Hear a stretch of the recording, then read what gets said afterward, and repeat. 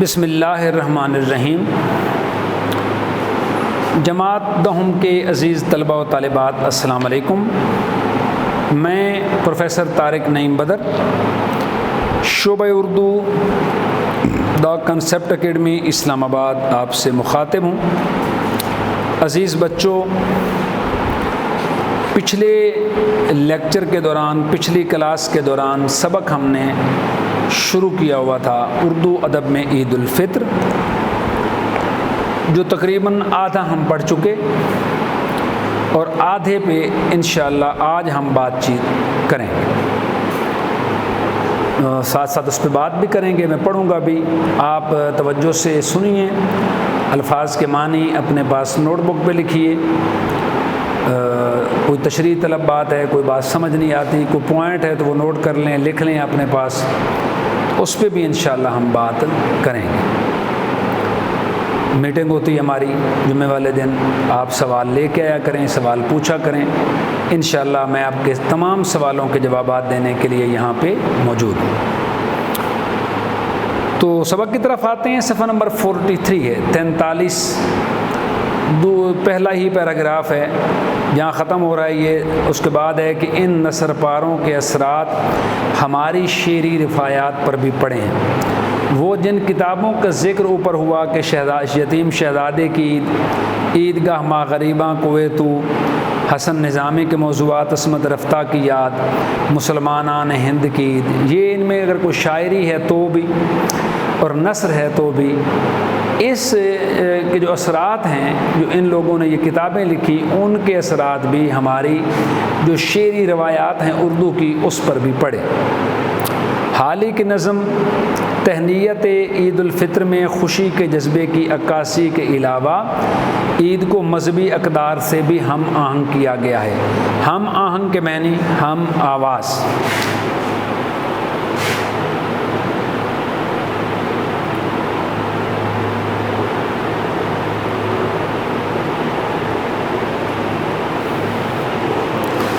تہنیت کہتے ہیں خوشی کے لیے،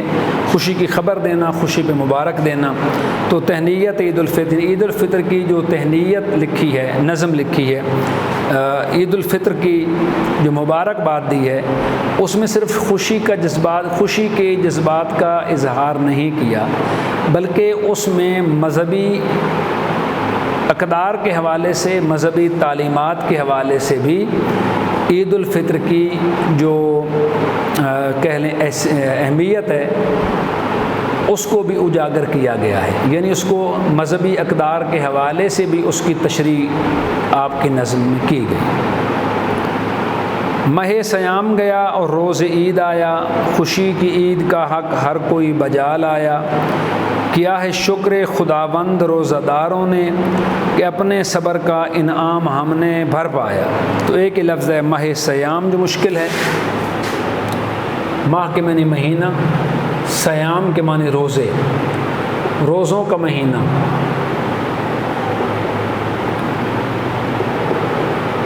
ماہ رمضان مراد ہے، ماہ سیام کے معنی ماہ رمضان گیا اور روز عید آیا، یعنی جو مسلمان ہیں یہ عید الفطر پہ منانے سے پہلے ماہ رمضان کے، ماہ سیام کے روزے رکھتے ہیں، 29 یا 30 روزے ہوتے ہیں،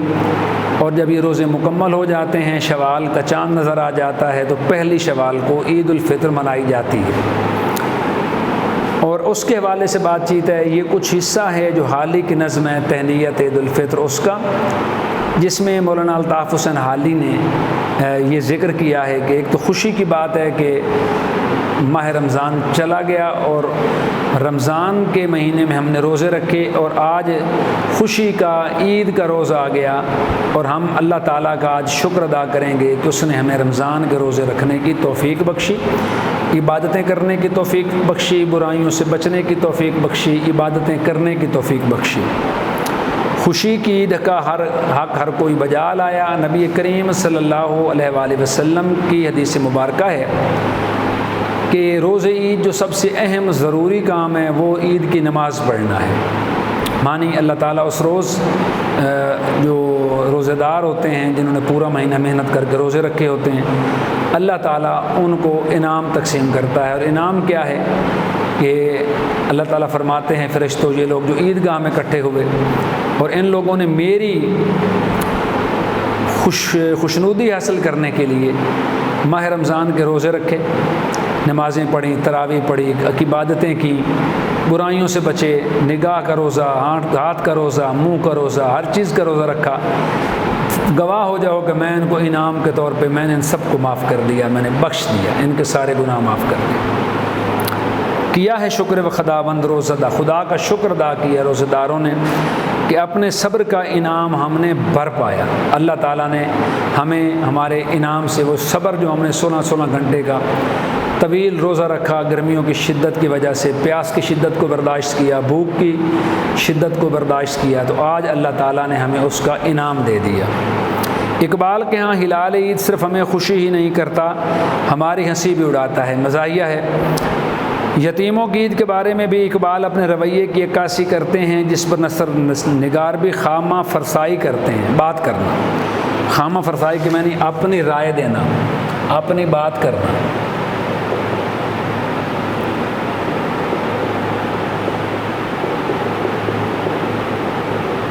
رائے دینا بھی لکھ سکتے ہیں، بات کرنا بھی لکھ سکتے ہیں۔ یاد طفلی، بچپن کی یاد۔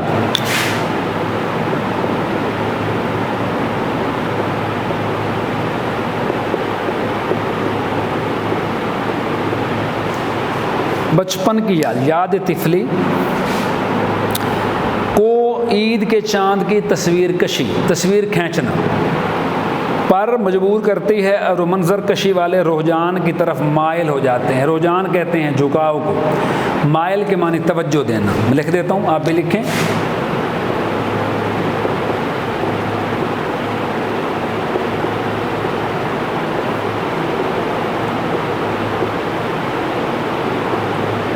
متوجہ ہونا، توجہ دینا، دونوں ٹھیک ہیں۔ کہا کہ اے ماہ عید، اے عید کے ماہ، یہاں ماہ سے مراد ہے چاند، بے حجاب ہے تو نظر آ گیا ہے۔ بے حجاب کے معنی پردہ اتار کے، بے حجاب کے معنی بے پردہ، لکھ لیں۔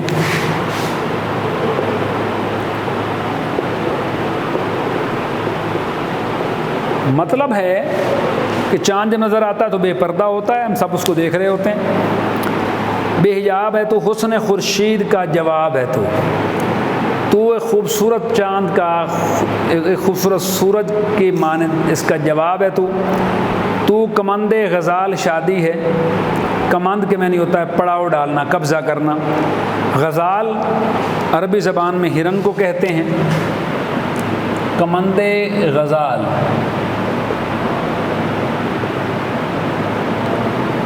ہرن کی شادی کا پڑاؤ، قبضہ، کہ جس طرح ہرن نے شادی کر لی ہو اور فاتح قرار پایا ہو، ایک بیوی حاصل کرنے میں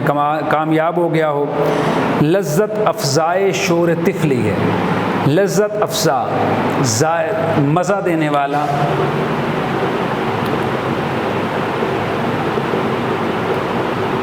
مست کر دینے والا۔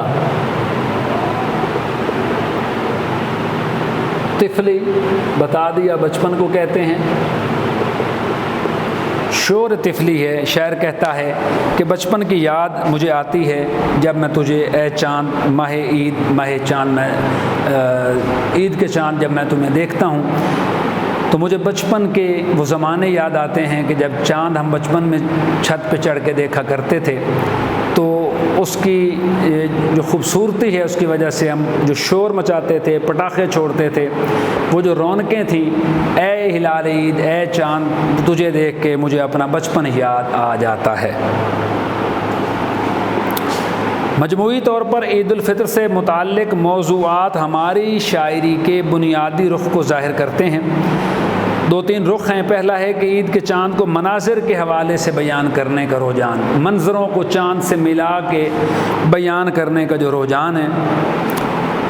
کہا نا کہ نظر تو وسعت افلاک میں کوئی فراز، احمد فراز کہتے ہیں چھت پہ چڑھ کے میں آسمانوں میں چاند ڈھونڈتا رہا، نظر تو وسعت افلاک میں کوئی فراز، دل نے ایک اور جگہ ڈھونڈ لیا عید کا چاند۔ اور سید سلمان گیلانی کا ایک شعر ہے کہ کچھ کہتے ہیں چاند نہیں نکلا، نکلا نہیں تو کل عید نہیں، کامن سینس کی بات ہے۔ کچھ کہتے ہیں چاند نہیں نکلا، نکلا نہیں تو کل عید نہیں، اے چاند کمیٹی والو تم کیوں چاند فلک پہ ڈھونڈتے ہو، میرے سامنے والی کھڑکی میں ایک چاند کا ٹکڑا رہتا ہے۔ عید کو داخلی مسرت اور خارجی حالات سے منسلک کرنے کا رویہ۔ اندرونی حالات کیسے ہیں؟ کیا میں اندر سے خوش ہوں تو باہر کی ساری باتیں اچھی ہوں گی، مسرت ہماری، اور خارجی حالات یعنی باہر کے حالات کو آپس میں ملا کے ہمارے جو حالات ہوتے ہیں، حالات اچھے ہوں، کپڑے جوتے بناتے ہیں، بچوں کو لے کے دیتے ہیں، خوش ہوتے ہیں، اور حالات اچھے نہ ہوں تو باہر والی عید کی جو مسرت ہے وہ ہمیں محسوس ہی نہیں ہوتی۔ ہلال عید کو ہلال کہتے ہیں پہلی رات کے چاند کو۔ ملی عزائم، قومی عزائم یعنی عزم، ارادہ کی علامت، ملت کے عروج و زوال کی علامت، اور تہذیبی و تمدن و زندگی کے اساس کے طور پر قبول کرنے کا رجحان، کہ قوم کی، مسلمان قوم کے جو عزائم ہیں، آگے ہم کیا کرنا چاہتے ہیں، ملت کا جو عروج ہے قوم کا اور زوال ہے، اس کو بھی ہم چاند سے ملا کے اور چاند کے حوالے سے اس کے تناظر میں بھی ہم اس کو دیکھتے ہیں۔ حفیظ نندی کہتے ہیں چاند جب عید کا نظر آیا، حال کیا پوچھتے ہو خوشیوں کا، یعنی خوشیاں اس وقت جو ہیں وہ بیان نہیں کی جا سکتی جس وقت ہلال عید جو ہے وہ ہمیں نظر آ جاتا ہے۔ آسماں پر ہوائیاں پھوٹی، ہوائیاں شرلی کو کہتے ہیں جس کو ہم آگ لگاتے ہیں اور وہ اوپر جا کے پھٹتی ہے، مختلف رنگوں کی ہوتی ہے۔ نوبتیں مسجدوں میں بجنے لگیں، گھنٹیاں، نوبت سے مراد گھنٹیاں، آج کل تو خیر ہوٹر آ گئے ہیں، چاند نظر آ جائے ہوٹر بجائے جاتے ہیں، روزہ رکھنے کے لیے بھی ہوٹر بجائے جاتے ہیں، روزہ افطار کرنے کے لیے بھی ہوٹر بجایا جاتا ہے، تو گھنٹی یا نوبت یا ہوٹر کہہ لیں۔ شکر سب خاص و عام کرنے لگے، چاند نظر آیا تو سب نے اللہ تعالیٰ کا شکر ادا کیا اور باہم سلام کرنے لگے، باہم کے معنی آپس میں،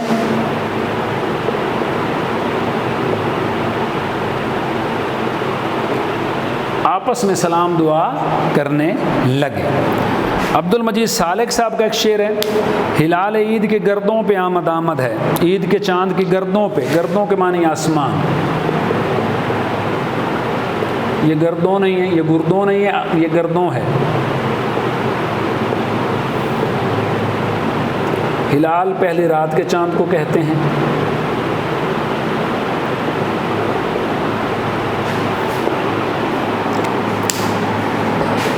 پھر راحت نظر امت محمد ہے، ہلال کا چاند نبی کریم صلی اللہ علیہ وآلہ وسلم کی امت یعنی مسلمانوں کے لیے سکون کا باعث ہے، خوشی کا باعث ہے، سکھ کا باعث، راحت کے معنی سکون ہوتا ہے۔ ہزار شکر کے مسلم ہیں شاد آج کے دن، شاد کے معنی خوش،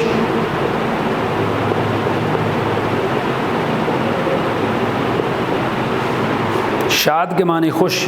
ہزار شکر، اللہ تعالیٰ کا ہزاروں شکر بھئی ادا کرتے ہیں، اللہ کا شکر بجا لاتے ہیں کہ آج سارے شاد ہیں مسلمان، سارے مسلمان آج خوش ہیں، سبھی جہان میں ہیں با مراد آج کے دن، دنیا بھر کے رہنے والے، دنیا بھر میں رہنے والے مسلمان آج با مراد ہیں، معنی ان کو اپنی مراد مل گئی ہے۔ وہ پورا مہینہ جس کے لیے انہوں نے روزے رکھے، جو کوششیں کی، روزہ رکھا اللہ تعالیٰ کے لیے، اس کے دیے ہوئے رزق سے افطار کیا، اس کی ذات کے لیے 15 16 14 گھنٹے کا روزہ رکھا، ہاتھ کا روزہ، منہ کا روزہ، پیاسے رہے، بھوکے رہے، صبر کیا، شکر کیا، اللہ تعالیٰ کا حکم بجا لائے، اللہ تعالیٰ کے حکم پہ عمل کیا، تو وہ کہتے ہیں کہ مسلمان جو ہیں جس دن ہلال عید نظر آتا ہے، عید کا چاند نظر آتا ہے، اور انہیں یہ بات کنفرم ہو جاتی ہے کہ کل ہم نے عید پڑھنی ہے، تو وہ خود کو بامراد سمجھتے ہیں کہ اللہ تعالیٰ کی بتائی ہوئی تعلیمات پہ پورے تو شاید ہم نہیں اترے، ہاں پورا اترنے کی کوشش ضرور کی ہے، نبی کریم صلی اللہ علیہ وآلہ وسلم کی لائی ہوئی تعلیمات پہ عمل کرنے کی کوشش کی ہے، تو ایک سچا اور سچا پاکیزہ اور نیک دل جو مسلمان ہے اس کی یہ خواہش ہوتی ہے کہ وہ اپنے رب کی رب کا شکر بجا لائے کہ اس نے اس کو یہ توفیق دی، یہ ہمت دی کہ وہ اس کی تعلیمات پہ، اس کے بتائے ہوئے طریقے پہ، اس کے بھیجے ہوئے روزے رکھ سکے، اس کے طریقوں پہ عمل کر سکے، اس کی تعلیمات کو مکمل طرح سے اپنا سکے۔ تو یہاں تک ہمارا سبق تھا، ایک شعر رہ گیا اور کچھ ایک پیراگراف ہے، یہ انشاءاللہ ہم کوشش کریں گے کہ اگلے لیکچر میں مشق کے ساتھ ہم کر لیں۔ مشق اتنی لمبی چوڑی نہیں ہے ہماری، امید واسق ہے کہ اگلے لیکچر میں ہمارا یہ سلسلہ مکمل ہو جائے گا۔ تو اگلے لیکچر تک کے لیے میرے بچوں اجازت، بہت شکریہ، ملتے ہیں انشاءاللہ اگلی کلاس میں بہت جلد، اللہ نگہبان۔